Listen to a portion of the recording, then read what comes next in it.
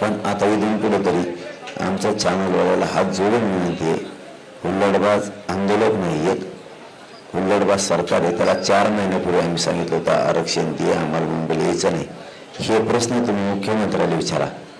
आमचं कशाला दाखविता? आम्हाला झोपायला जागा नाही, बसायला जागा नाही, खायला जागा नाही, हाय ते दुकानं बंद केली, आमची मागची लाईट बंद केली. ते दाखवलं का तुम्ही? दाखवलं का रे? पोरांचे काय हाल चाललेत, काय नाही चाललेत, गाड्या आडवीत आहेत, जेवणाच्या गाड्या आडवीत आहेत. उठलं सुटलं की आंदोलकाने असं केलं, आंदोलकाने तसं केलं. काय अडचण नाही, तुम्हाला दाखवायचं दाखवा, नाही दाखवा तर आमची सोशल मीडिया आम्ही चालू, आम्ही जातो आणि लढणार आहेत. तुम्ही उगाच काहीतरी सरकारचं ऐकून आमच्या मागं लागताना हे सुद्धा चांगलं नाही. मग असं असतं का पुढं? तुम्ही आम्हाला दाखवायला लागलात म्हणजे का तुम्ही कसं वागणार असं थोडं आहे? बरं, परवा ऐकलं तुमचं, तेरवा ऐकलं, काल पण ऐकलं, ठीक आहे.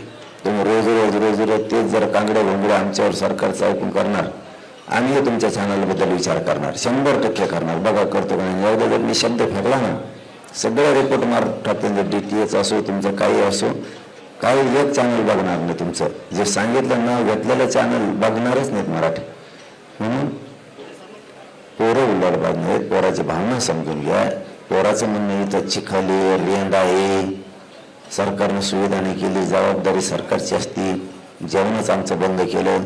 बरं, आम्ही जेवायला आणलं तर आमच्या गाड्या अडल्यात, हे पोरांचं म्हणणं आहे. तुम्ही उठलं सुटलं की तुमचं तुमतून वाज येता, सरकार सांगेन तसं लावा अशा बातम्या, हे लगेच तुम्ही तशा लावता. आम्हाला ते पण रिपोर्ट येत कोण सांगत आहे, तुम्ही कोण पत्रकार, कोण अँकर, कोणत्या मंत्र्यात जवळचा आहे, ती पण रिपोर्टिंग येते आम्हाला. मी जर नाव सांगितलं ना, तुमच्या पायाखालचे वायू सरकन तुमच्या सुद्धा. मी खोटं बोलत नाही. 2 वर्षात एकदाही मी मीडियाबद्दल आणखीन बोललो नाही, एकदा पण मीडियाबद्दल बोललो नाही. इतकं मीडियावर प्रेम आणि माया करतो मी. पण इथं आल्यावर थोडंसं आम्हाला चतुरपणा दिसला काही जणात, म्हणून हे बोलायला लागलं. मी 2 वर्षात बरेच शब्द काढलेला नाही.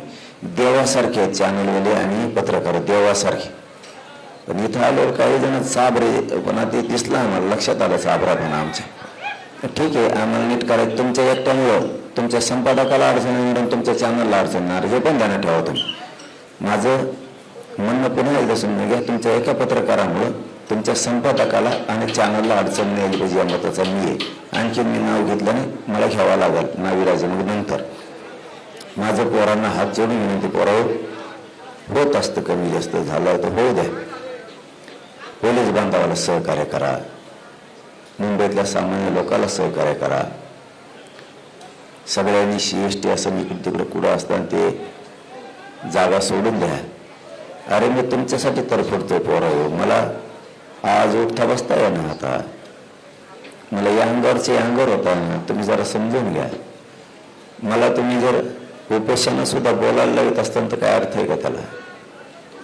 मला इतका कडक उपोषणात तुम्हाला मी निरोप द्यावा, इथं अडू नका, तिथं अडू नका, शांत राहा, ही माया तुम्ही अपेक्षा सुद्धा नाही ठेवली पाहिजे. माया पोरावर मला दम लागतो बोलताना.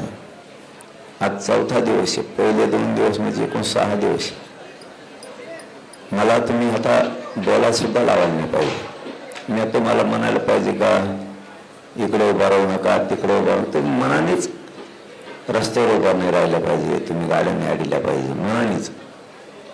मला बोलायला त्रास होईल, पोटात आग व्हायली माया, मला आणखीन त्रास होऊ नये. माझं तोंड आता चिटकायला लागलंय, पाणी माझ्या तोंडाला सारखा पाणी यायला लागलंय, मला सारखं सारखं थुकायला लागतं, इतकं पाणी यायला लागलंय.